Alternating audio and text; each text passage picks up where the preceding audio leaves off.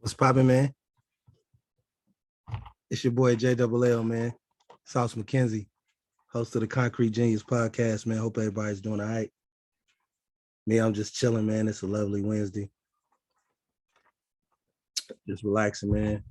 It's been a lot on my mind. I've been meaning to get to these things. Just life be busy. Y'all know how life can get, man. Sometimes you're moving around, you're doing things, you're taking care of business, family. I got my son across the country, hooping, doing his thing. So that's an adjustment. So, I just been kind of busy, but I love y'all, man. I got so much positive feedback off the first episode. And, the crazy thing is that episode's probably literally almost 2 years old. It'd be 2 years old on Mother's Day. It was just so impactful for me. I just had to get to it. It was just like everything I needed at the time. It was just so impactful to get it off my chest. So even now, it still has such a profound impact on the people that listen to me. So I just always been blessed to kind of, be able to have that thing going.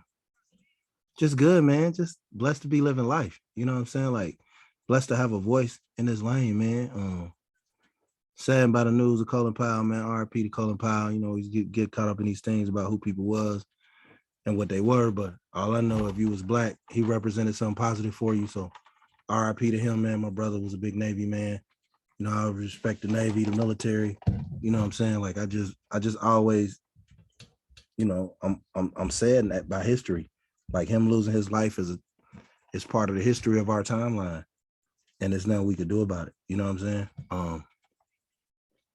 A lot of people learned a lot of new things about me in episode 1.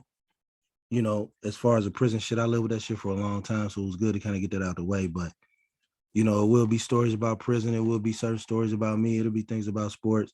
I really can't nail what I may talk about, but I promise you this shit gonna be like just a barrage of topics, barrage of things.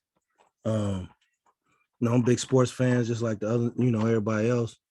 Right now, I'm just really rocking with Lamar. I'm rooting for Lamar because I remember Bill Polian tried to, say he wasn't a receiver, like they try to do all black players, moving to running back and shit, wide receiver, some shit like that. They always test his IQ. They never test the IQ of a motherfucker like Ryan Leaf or Gino Carmazzi or some shit like that. A motherfucker that ain't never won none. So I'm happy for Lamar. I'm happy for Baltimore. I hope they can get it together. I'd love to see Lamar win a Super Bowl. Lamar win a Super Bowl. I'll probably be there. Just so impressed with him. Just so dynamic, man. Just to be able to have a lifetime where I've seen Randall Cunningham and Lamar Jackson, Michael Vick, all in the same lifetime, and that's special. Warren Moon, the evolution of the black quarterback, Doug Williams, you know what I'm saying? Like, just, it's special. Dante Cunningham, I remember Vince Evans when I was a kid, so just, now you got people like Kyler Murray, you got Patrick Mahomes, so any type of black kid you are, it's somebody representing your demographic, so that's a beautiful thing, man. We just really, we really watching some inspiring football right now. We really had an inspiring timeline watching sports evolve. I hope them niggas can get do it. Basketball kicked off last night. I was glad, man. I'm a big LeBron fan. Excuse me. Growing up, I was a big Mike fan, but big LeBron fan now. I rock with LeBron, man. Just what he represent, black excellence. You know what I'm saying? What he mean to his city, to his family. Just what he's meant to the league. Like, just to be 18, never get in no trouble. He just been my favorite player since like 03, 04. Like when I first heard him rap, like I'm like, he the one. He anointed. He got it. You know what I'm saying? So I'm a big LeBron fan. I feel like he should have the only championship I really give him hell for is the Dallas one. Other than that, but I give him pub for the San Antonio ones because the last San Antonio one waiting and was dead. So for him to be 17 years in, 18 years in, when he came to the league, man, my son wasn't even born. My son 18. You know what I'm saying? So I'm a big LeBron fan. But this Lakers shit y'all got going right now, Brian, that shit ain't gonna fucking do it, bro. Them niggas is too old. You should have got Buddy Hield. You know what I'm saying? I fuck with Russ. I think the Russ shit can work, but it's just gonna be some different dynamics that gotta come into play. You can't just have it where it's just parts that don't fit. Like I think Russ would be a good player, but y'all gotta let Russ off the leash. Russ gotta rock out, man. We're a little long in the tooth, so you gotta play them young legs early. You know what I'm saying? Let them young legs get in there early. Let them do what they gotta do. You know what I'm saying? Cause right now that shit looking old as fuck, cuz. You know what I'm saying? Like right now that shit looking old. So you gotta let them young legs in there. I still think right now with the shit that's going on, Phoenix, the confusion with Aiden, you know, Golden State, they get Clay back, they're gonna be popping. Clippers is missing Kawhi. I just still think it's right there for the Lakers. They just got to get it together. You're gonna have to get more athletic. Last night, I don't know what Golden State shot from the fucking three, but I know on the majority of the threes them niggas shot, niggas weren't closing out, bro. So that's just inexcusable. You just can't have that shit. Excuse me. Especially if you talking about, you know, you trying to win a championship with that shit, like you're gonna have to tighten up. But it's early. I think we all panic when it comes to the NBA. It's early. I think Kyrie not getting vaccinated is more of a story. I'm not here to debate vaccinations. I'm not here to talk about vaccinations. You get that shit on CNN. I'm here to discuss, you know, Kyrie got the right to do it. You know, that nigga held his line, man. You know, them folks coming there with them clubs like, nigga, who bucking? And a nigga stayed with his buck. You know what I'm saying? So I got respect for him for standing on his beliefs. It's a lot of money on the table. I don't respect how people in positions to call him an idiot, but I think that's gonna slow Brooklyn down because, you know, KD's a great player, but KD likes comfort. You know what I'm saying? KD dominates in comfortable roles, not roles where he gotta guard the best nigga all the time and get 7, 8, 11 rebounds and 7, 8 assists. He can do that, but KD out there to give you 45. You know what I'm saying? So I don't know. It's gonna be rough for him. You know, I'm looking forward to the NBA season. I'm just glad the NBA back. And I've been watching on another note, man, I've been watching this BMF shit, bro. Pound for pound, probably one of my favorite shows. Like early Power still fucking with it a little bit, but man, this BMF shit be popping, bro. Like I just love the cast. First of all, it's in the D. So I fuck with Detroit heavy. Detroit really niggas is, you know, I'm from Gary, being from Gary. Detroit niggas is like inner city niggas where like if they don't fuck with you, they don't fuck with you. They just ignore you. So if they fucking with you, they probably rocking with you. So I always love Detroit as a city. I always love the BMF story. I always love the BMF mentality, way they provided for people, the way they uplifted the community and shit. So now it's just a story, part of my generation. So to see it on TV and then to see the characters, like, and I didn't even know that was Meech's real son. Like, that nigga's a hell of an actor. He's killing that motherfucking role. Like, I don't want to see nobody else play that role. You know what I'm saying? I mean, you got Snoop on that motherfucker. I think the dude playing Terry's an excellent actor. Terry's girlfriend is one of my favorite characters. Just her loyalty, the way she stayed out with her man and shit, just lying for the nigga, making up shit. She just a down ass hood broad, like the type of motherfucker you marry and put babies in. Like she want the best life, but she want to fuck with a nigga that's smart enough to do something with it. Like them the sexiest girls when you come from the hood by far. You know what I'm saying? So I think that was big. I love the mama. You know, I think the mama's I think the dad's a great actor. I just think his role is so unlikable. You know, he's such a meathead asshole in that role. But the dad's a cool ass nigga. You know what I'm saying? Like, you know, being a man of the house, you're a black man, you weren't able to motherfucking move around in the drug area and make the money that your sons are making. So that's gotta be frustrating. You know what I'm saying? That's gotta be frustrating. Excuse me, man. I'm just been a long week, man, sipping on a little tequila. But it's gotta be frustrating, man. It just catches my attention from beginning to end. I think everything 50 gets to, it gets all his shows have a way to, at least for me personally, all his shows got a way to hook into me. It gets me attached to the storyline. So I really be rocking, man. Like I really dig what's going on with it.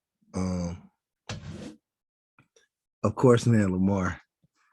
You know, the Lamar character, man, I love Lamar, man. Like Lamar is a motherfucker. Like, excuse me. Lamar is a motherfucker. Like the worst nigga in the hood if he ain't on your side. But if he on your side, he the best nigga in the hood. You know what I'm saying? Like just super retarded, super funny, super strategic, war general type shit. And what really, really made me like the nigga is because the nigga got out the joint, he got his bitch. Like, you go to joint, you go away, your bitch fucking another nigga that's getting money, and you come back and you get your shit together, you ride clean, you jewel it up, you take care of your girl. Like, Lamar bad motherfucker, man. If he wasn't so ultra grimy, I kind of advocate for the nigga to not get popped, but he got to get popped. Unless you bring that nigga in, he got to get popped. You know what I'm saying? So BMF got me motherfucking sitting on the edge of my seat. Like, I'm really gonna go through the episodes again and watch them over. I was already impressed with the Kanan shit. You know what I'm saying? Like, but this BMF shit, man, the mom, the girlfriend, Terry, the 50 boys, the 12th Street niggas, like seeing niggas in the mall, like, you know, the Benz that's just Detroit shit. Like, first time I went to Detroit, it blew my mind. It was the first time I ever seen niggas 16, 17 wearing fur coats. Now I was bad, 17, 18. I think I was like 16, fucking around up there on some little missions and shit. Little bitch. You know what I'm saying? Doing some dumb shit. But one thing about them niggas is them niggas will have a crib full of shit where ain't nothing in it. But a milk crate nigga have fur coats, nigga Cartiers and everything. So Detroit niggas' uniqueness has always been beautiful for me, man. You know what I'm saying? So I'm very entertained by the BMF. You know what I'm saying? I'm interested to see how motherfuckers watching it. You know what I'm saying? And I think they, you know, they casting it right. Like, I think all the cast members here, I think the scenes were dramatic. I kept your attention. They got the Andre Brada, the meathead nigga, the big head nigga, the police. They got him in there. You know what I'm saying? Just different motherfuckers showing their faces. It's just making that shit fly. You know what I'm saying? Like, and like I said, man, I fell in love with the Lamar motherfucker, man. Just him getting out, come to see his daughter, meet you at the door. You know, I know what it feel like to have been that nigga where niggas had to respect you. And then you come home, you got nothing, you starting over. So, you know, I always got like an underdog, you know, feeling in my heart for a nigga like that. You know what I'm saying? Straight up, you know, nigga like that, like, you got a place in my heart. You know what I'm saying? You ain't got to be so fucking grimy with it, but you got a place in my heart, man. I want y'all to do, man, if you're not following Sauce McKenzie on social media, man, I want you to go to Instagram. I want you to follow Sauce McKenzie, SAUCE_McKenzie, MACKENZIE. Go to Twitter, Sauce McKenzie, same handle. Go to Concrete Genius Pod. Go to Concrete Genius Instagram. Shit popping. ConcreteGenius.com. There's so many places you can find the pod. If you're interested in hearing about the pod, you know, it's just really important, man. You know, I had a situation, man. I had a friend, right? And he's a good dude, man. And this nigga works his ass off for his lady, bro. Like, I mean, over time, I don't even think she do shit for real. And I mean, she already kind of mistreat the nigga. You know what I'm saying? Nigga was all to it. So, you know, I gave this nigga the game. He came to me. And I gave him the game, taught him how to make a little money, you know, how to carry himself. She was fucking around on him. He got himself together and dipped, got right. And I say all that to say is like, whenever a motherfucker have a situation that's winnable, I've always been the nigga to show a nigga how to win. Especially when it comes to the motherfucking ladies, bro. Like, you know, I don't understand how niggas don't know how to talk to a pretty black woman, a black girl. That's your girl. That's your hustler. She love you. You got to tell her she beautiful every day. You got to make that shit special. You know what I'm saying? And I always was a nigga where getting attention, I didn't have to seek attention. You know, the way I moved, attention followed me. You know what I'm saying? So I knew I was special. Like, way back, we play catch a girl, kiss a girl, nigga. I chase a bitch and she act like her chest hurting. She ain't fast all of a sudden. Girl, I know you run track. What you doing? You know what I'm saying? The shit was just really different. Like, my whole aura was different. Like, even as a young jit, a fly nigga in Gary, like, I have a Dallas Cowboy jacket, nigga. I iron my pants, iron my motherfucking shirt, nigga. I go to the skating rink, probably have me about $7, $8. You know what I'm saying? Find me a fine motherfucker. Watch me play video games. I put my arm out. She walked through the skating rink with me. I buy her a piece of her puff. I was just smooth like that. I always was charming. You know what I'm saying? And it started like, it was always confusion with me because, you know, every man in my family was successful with the ladies. You know what I'm saying? I ain't never seen a male in my family that's related to me that had like woman problems. So like my granddaddy, like he was a player. You know what I'm saying? Like when I was a young nigga, I thought I had 13, 12 aunties because he had so many women making me lunch. You know what I'm saying? Sitting there giving me the cartoons, let me watch Tom and Jerry, Woody Woodpecker while he discussed business. I'm thinking all these women my auntie, bro. I'm a fool. That's how I learned to drive around Gary. Nigga get to drinking, sit me on his lap. I get to busting moves, sitting on his lap. He got the drive. He got the motherfucking 357. He got the bourbon. We just chilling. You know what I'm saying? Like, that's how I learned how to move and operate. That's how I learned how to talk. So I just always had a flavor where it was a situation where women might be pinching my cheek, telling me I'm handsome or making me something to eat. And I just always saw how they approach women. And my mama was a beautiful woman. So I knew what respect beautiful women demanded. Like I knew how to let them vent, let them get their shit off. You know what I'm saying? Make them feel safe, make them feel comfortable. It's hard being a black man, but it's hard being a black woman. And we come from the woman. So she gonna have stresses that you don't even understand. And you as a man, you gotta be secure in your manhood to be able to stand on your shit and be like, yeah, I'm still masculine, but baby, but go on, get your shit off. You know what I'm saying? So I was always just a smooth ass nigga, even coming up. Girls and shit. I had a little chubby stage and shit where, your permanent teeth come in. My teeth was big. My face was chubby. Then I stretched out by like sixth grade, probably like 5'10", 5'11". I started shoveling snow. You know what I'm saying? Cutting grass, raking leaves, side hustling shit. You know what I'm saying? Little hustles and shit, flipping quarters and shit, playing lead for money, playing wood for money, flipping corners for money. You know what I'm saying? The whole shit, playing video games for money. So by sixth grade, like shit, I was a nigga. I'd buy my pants and I'd bleach them. Have me a nice ass pair of shoes, some city wings or something. You know what I'm saying? Just get fly. Like start wearing my chucks. That's when I first started wearing chucks in sixth grade. Like I just ain't want to dress like everybody else. Like I had did the fighting thing. Like I was fight every day. I fight every nigga in the school from the projects every day. We fight projects and outsiders, but I was bored with that shit. Like I ain't want to just be a goon. Like I ain't want to just be a fighter. Like I knew how the girls looked at me. I knew how they winked at me. I knew how they laughed at my jokes. I knew how relaxed I made them. So I knew that goon shit was in me. That blackout shit was in me. I wasn't proud of that shit. I wanted to be a fly nigga. I was already a funny nigga. So all I had to do was wash under my armpits and wash my nuts and shit better and put on lotion. Keep my teeth floss and the magic was gonna happen. I started rocking the chucks, members only jackets.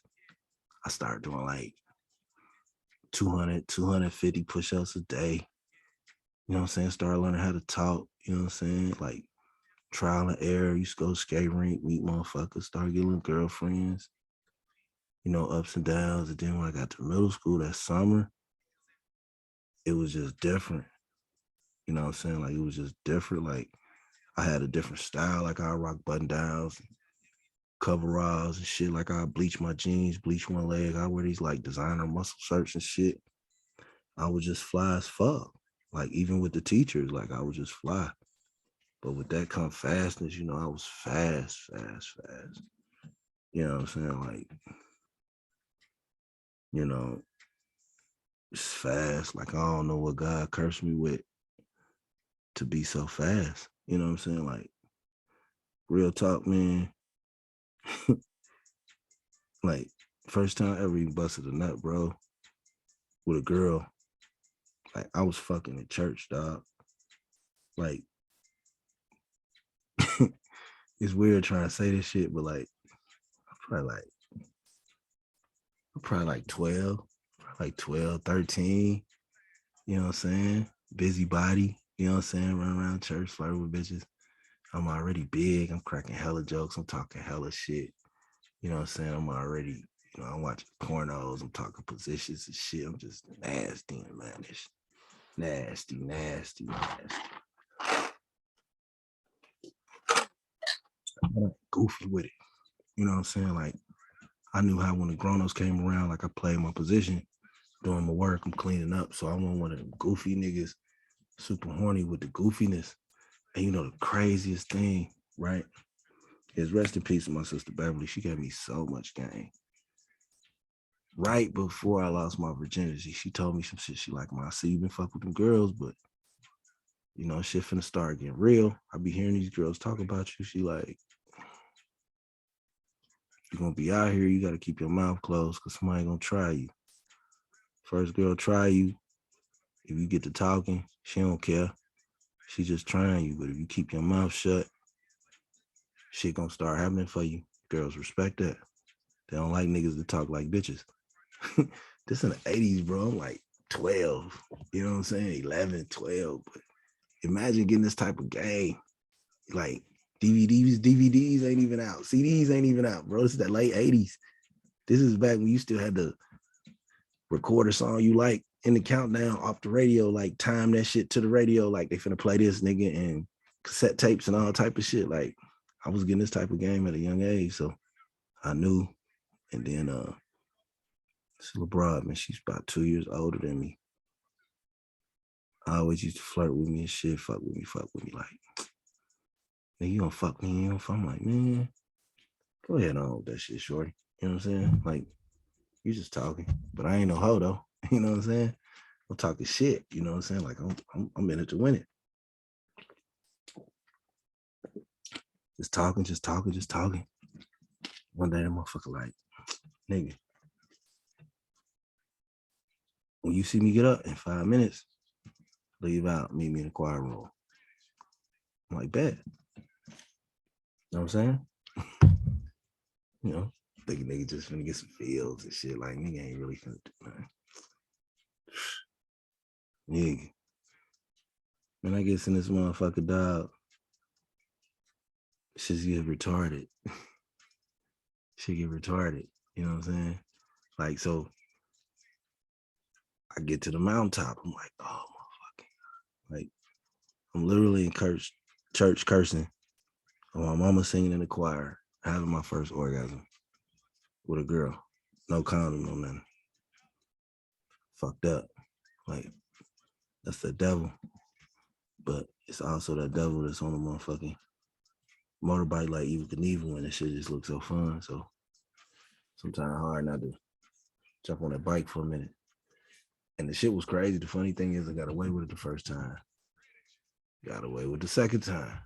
I'm thinking in my head like, yo, nigga, you ain't finna keep getting away from this motherfucking shit. Excuse me. You ain't finna keep getting away with this motherfucking shit, nigga. Your time is coming. Your time is coming. I'm like, nah, nigga, I got this.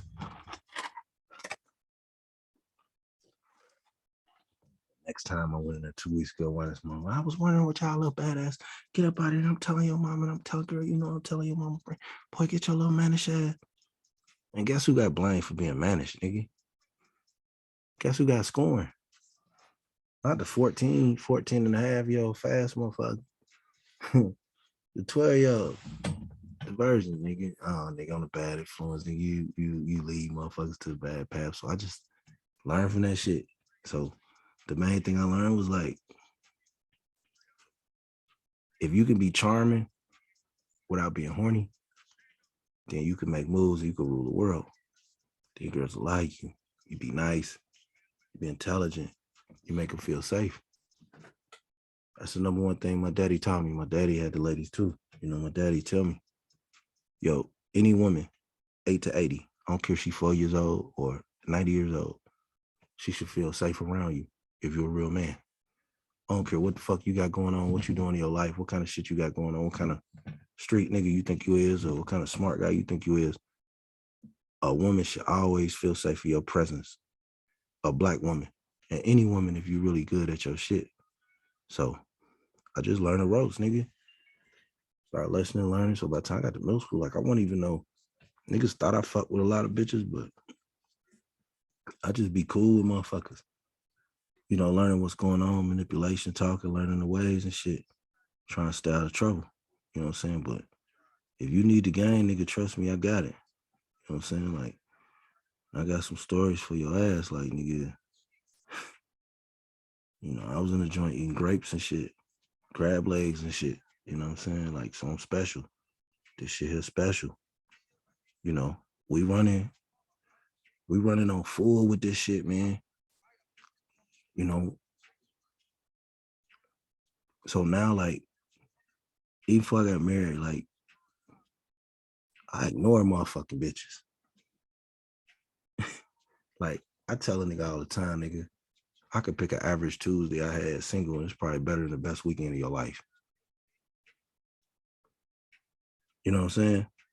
So once I really decided I want to get married, that shit was easy. Because saying no has always been in my MO. Like, for every woman I've been with, it's been literally, and this in my life, nigga, probably 10, 15, 20, I probably said no to. I ain't no whore. That's how you hold your value. You keep the numbers down. You know what I'm saying? Quality over quantity. And then, you know, you flow through life like that. But even in high school, like, I was Prince Charming. You got to remember, you talking about a nigga had his own car in the 10th grade. And not just any car. I'm talking about a Buick Electra 225, super, super, super clean. You know what I'm saying? Cleaning the board of health. You know what I'm saying? I'm doing that shit, bro. I'm 15. I got a car on wheels, nigga. Shit clean. And I throw the amp, I throw the slam in that bitch. In Gary, Indiana. Come on, dog. And I got 150, 200 in my pocket every day. Come on, dog. You got women 19, 20 years old, nigga, leaving their numbers on my windshield and shit like I'm fly. You know what I'm saying? And I never manipulated that shit, but with that shit comes when you build friendships. And what I had to learn the hard way, sometimes you build friendships and you fucking cross that line and you give in to temptation. Like, women can't separate sex and love like niggas can. That's why you gotta find you a bitch who fuck less than 10 niggas. For wifey material, like, women can't separate emotions and sex like men can. So sometimes you be cool with a motherfucker and she'll really, really be liking you, building up some like for you. You gotta keep that Peter out of her. You know what I'm saying? You get her mind the wrong way, because if you slinging that magic stick, she gonna go crazy. You know what I'm saying? Like, high school, I had the Buick Electra. Then I copped the Cuddy. So I got the Cuddy with the red top, slam. I still got the Buick. Like, I got two cars, bro. I'm 16. So, like, I ain't hopping the car. I ain't gonna go to McDonald's Friday night. All right, where you going? Like, I'm 16, bro. I'm taking substitute teachers home from school. You know what I'm saying? Like, I got substitute teachers making me taco salad, nigga, like, at 16. You know what I'm saying? Like, my shit different. Like, so, you know, this South McKenzie shit, bro, it's gonna be a wild ride, man. Every time I talk to you, like, I gotta let you know what the differences is. You know what I'm saying? Like, and I was laying back, like, attention for me, I never sought attention, bro. I like being funny. I like kicking it with my niggas. I like making people smile, because my life been so painful. So when niggas hate me, I be confused, nigga, because I black out. You know what I'm saying? Like, I black out, fight 4 niggas. He be like, damn, bro, you did this and that. I don't be proud of that shit, bro. That shit scary, nigga. Man, all that gangster shit, man, that shit for the motherfucking birds, nigga. That shit ain't shit. You know what I'm saying? So, like, when niggas be even on my dick about that shit, like, I don't even give a fuck, nigga. Be cool with me, nigga, because I'm a cool ass nigga. Don't be cool with me because you think I'm gonna fight the nigga that you scared of, nigga. So I always, whenever the action went on, I was just always either having fun, making money, or the ladies. Like, I get out, shovel snow. I wanted money. We was poor as fuck. Like, we had roaches. I remember the first pair of Jordans I asked my mama for. And we was going through some shit at the time. I ain't even know, but I wasn't even thinking. Like, I ain't know our gas was off. My mom started crying. I probably like 6th, 7th grade. I'm like, shit, I'm never gonna ask you for nothing. You're gonna start crying again. I started shoveling snow, breaking leaves. Nigga, I got a paper route, nigga. Post Tribune, man. I'm sorry. I probably owe y'all niggas. Got your limitations in past. That's the fucking newspaper in Gary. So, nigga, you fill out, you tell them you want a job. You could be 12, 13. They'll give you the job. Your parents, you just forge your signature. You get your parents signed. So you deliver the papers, about 195 papers. Go up and down like 3, 4 blocks one way.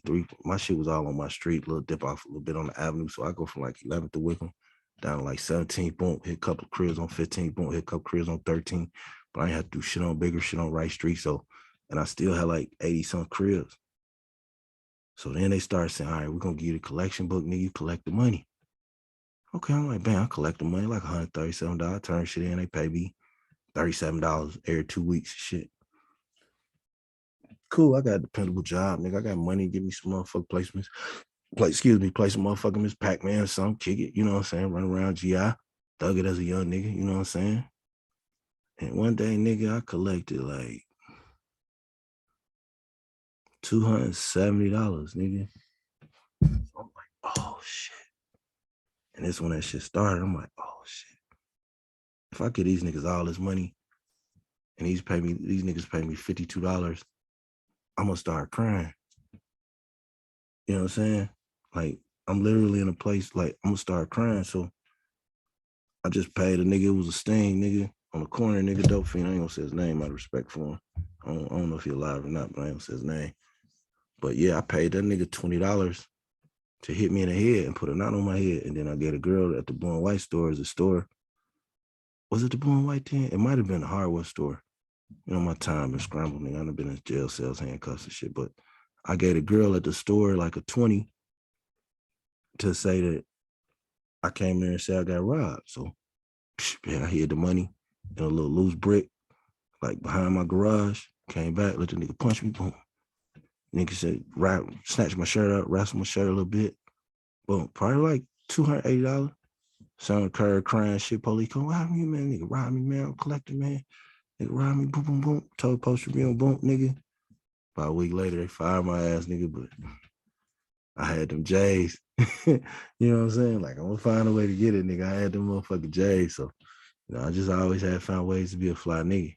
You know what I'm saying? Like, I was already like 10th grade, 11th grade, motherfuckers already busting windows out of my car and shit, threatening to kill themselves, trying to kill themselves. So, like me, I never been a nigga to overly consume with that shit. Like, you know, a lot of niggas be nerds and then they start getting attention. So that's why niggas be corny about bitches like me. I was just always a cool nigga. So I knew when I settled down and I actually, you know, married the woman I wanted to be with, like, shit was gonna be nothing for me to slide into this old player role because everything's just reminiscing. You know what I'm saying? Everything's just reminiscing. You know what I mean? Like, I done came out of school, bro, like all the windows busted out my Regal and shit. You know what I'm saying? Niggas done stole my son like 10th grade. And it ain't like over no gangbanging shit. That's the shit like I'd be more happy if you was like, nigga, fuck you, nigga, we won't fuck with you niggas some hoes, we rob you. I'd rather a nigga come at me like that, nigga, so that way we can really get busy than the nigga be like, my cousin called me crying, we did that shit. So now I gotta go to war with your neighborhood because your cousin mad because I won't fuck her no more. Or I ain't fucking in the first place. Like, nigga, come on. I'm putting my homeboy's life in jeopardy, nigga. Like, I done been in big ass brawls at football game, big ass basketball game. Grown ass niggas swinging me over a bitch. You know what I'm saying? 24 years old, I'm 17, 16. Stomped a mud hole in that nigga, bro. You know what I'm saying? Like, so my philosophy work different. My respect work different. The way I carry myself work different. That's why I'm always make money and network. Because I got control of my dick. You know what I'm saying? Only motherfucking ass I lust for is mine. You know what I'm saying? Like, so, because I always just been blessed with it. You know what I'm saying? Like, we used to do shit back in elementary school, nigga. Watched elementary school, 11th and Wright Street, rest of people watched. We do shit in elementary school, nigga, where it's like, like, nigga, motherfucking, you know, motherfucker, we used to have these fake ass weddings and shit. You know what I'm saying? Like, we'll have these fake ass weddings and bitches would be fighting to see who could fake marry me. So I just knew, like, I had something. You know what I'm saying? I was bad, bro. Bad. Like, I was one of the baddest niggas I know, pound for pound. Like, because I might not be bad that you can see, but I was bad that I could know. Like, so something happened, they'll be like, damn, this garage got burnt down. And nigga, don't nobody know I did it. And I had to live with the fact that I do it. Or like, damn, nigga, that nigga got hit in the mouth with a brick. Nigga bust his mouth open, nigga got get 80 stitches. I ain't do it, that nigga did it. You know what I'm saying? Like, so I was that kind of bad. Like, I'm slippery bad. Like, I couldn't control myself sometimes. You know what I'm saying? Like, me and my nigga Sean, me and my little nigga, it was a nigga, old man, across the street from the school, Washington shit. We probably about 12, we spray painting nigga shit, right? So at this time, I was really on my gangbanging shit, like, cause I wanted to be the flyest little 12-year-old nigga that was claiming a set. So nigga, whenever I seen the clean wall, nigga, I'm tagging it, nigga, 6 in the sky, nigga, 5 must die, nigga, JLL, nigga, y'all know who I am. Y'all know where I stay, nigga. I'm just writing on the wall, nigga, 6-point star, love, life, loyalty, nigga. I'm just tagging the wall. I might put a bitch name on the wall. I'm just tagging the wall. And the old nigga told me, he like, hey, you big head motherfucker. I know you tagging my garage, you big head motherfucker. I'm like, yo, man, nigga, ain't me. Like, I'm telling you, I catch one of you niggas writing on my shit, I'm gonna kill one of you niggas. I'm like, whatever, old man. Now, Jody did motherfucking Ving Range, baby boy, like, yeah, whatever, nigga. You ain't no killer. You know what I'm saying? I'm talking shit. I'm like, whatever, nigga. You ain't no motherfucking killer, you puss ass nigga. Man, you nigga, I'm 12, 1, 2. So this nigga motherfucker, bam. So the nigga, I felt like the nigga really got a fetish for murder, cuz the nigga tried to straight up set me up, nigga. The nigga motherfucking left, had somebody leave in his car. So we see the car leave, dip. We didn't really see who driving. We see the car leave. We know the car come out the garage. We just assuming it's this nigga. So me and my nigga, I'm like, yo, we already went to the hardware store, stole the paint. I'm like, we got the blue paint. I'm finna put these pitchforks up. Nigga gonna know what's popping. You walk down this alley, you gonna know what's popping. You know who you might see around this bitch. Cause I already been fighting project niggas, so my nuts already getting bigger. Like I'm fighting these niggas every day. I have a whole project niggas, and we was friends. But they just like, nigga, if you don't be on the street shit, nigga, we find project outside of shit every day. Only me, a couple other niggas, my little nigga Reggie, we used to get into it. My little nigga, we was really the only nigga scrap. So I used to have to fight these niggas on a rotation, nigga, like a 12-hour work schedule. But they was my friends. But it made us tough. So now I'm doing all that. You know, I'm feeling myself. So man, I tagged this man shit, bro. We go over there. I'm talking about he got a fresh coat of paint on this shit, dog. I'm draw one triangle, draw another triangle, like loyalty, knowledge. I'm nigga 6 and nigga G. Man, I heard that door open and my nigga was like, oh shit. As soon before the shit was finished, it was pow, pow, pow. I'm talking about 6 of them, cuz. 6 of them. So I'm ducking. Only thing saved me, dog, is I bent down to drop some shit on the concrete that they laid to go into the garage. Nigga. So we ran. You know what I'm saying? Police come and shit. We go to the crib. Motherfuckers like, man, somebody sure, somebody, you know something about that? No, I don't know nothing about that. My nigga, we go over here the next morning, nigga. It is like 4 bullet holes, nigga, right where my neck, chest, and face would be, nigga. If I wouldn't have been down, because he shot the school up. Like he shot up the 2nd grade. Like he shot up Washington. Like that's how is a true story. Like, and everything I ever say is gonna be true. Like I ain't never gonna lie to y'all about shit because I don't gotta lie. Like if anything, I'll probably gonna tell y'all some shit. You know what I'm saying? But I ain't gonna never lie to y'all about nothing. Cause like the day I lie, I burn this shit. I slam this shit up. I burn all this shit up. Nigga go live on Skid Row before I lie to motherfucker because I'm a player. This happened for real. You know what I'm saying? Like fuck. So I was getting wilder and wilder. So the fly shit, the gang shit, the funny shit, like I always had to try to balance it. I didn't know what personality was gonna come about. Like I don't know what the fuck going on. Like sometimes, some days I wake up, I want to feel funny. Some days I wake up, maybe something happened at the crib, something happened with my mama, something happened between my mom and daddy, my sister, my cousin, my brother. Maybe somebody died, maybe my granddaddy died, my grandma sick. Maybe I seen a roach. Maybe nigga, we ain't got no milk, nigga. And I don't feel like playing, nigga, don't beat your motherfucking ass. So all that shit kind of combined in, and I didn't know which day, which nigga I was gonna be, but usually I tried to be the fly nigga. You know what I'm saying? Like I was the type of nigga, I was so funny, I jive on the nigga, I roast a nigga, be 100 niggas standing around. You ain't want these problems, nigga. I'm talking about your grandma, your great grandma, your auntie, everybody, nigga. You're gonna have to deliver fucking with this shit. You know what I'm saying? Like it just really is what it is. You know, people gotta understand that. Like my shit move different. You know, my shit move real different. Shit, man. I'm one of the few niggas, and that's why if a nigga really talk, nigga born in the 70s, you graduate between 89 and 94. If you talking 0 to 18, if I ain't in your top 5, top 10, nigga burn the whole list, or you went outside. Excuse me. I'm one of the greatest of all time. I had cars at 15, nigga. I got locked up for inciting a riot because a bunch of bitches was fighting on me at high school, different high schools and shit. Like, I was literally at the crib with the flu, nigga, 5 payphones, had 5 bitches trying to call me on 5 payphones at the same time. Fight broke out, riot at Horseman, riot at motherfucker West Side. Like, so this shit different. Like, that shit don't impress me. Nothing I could do impress me. That's why I'm riding this lane, this wave. So I say all that to say, like, now, at this age, I charm a woman, I teach my babies, my daughters what to look out for, teach my sons how to be a hawk, but how to be a gentleman. And then I just move on, man. You know what I'm saying? Like, I just move on. Like, I just move around and get a game. You know what I'm saying? So I'm looking forward to a lot of things, man. I'm looking forward to getting to know people, looking forward to do some things, man. Make some shit pop. Make sure you tap in on the social media, man.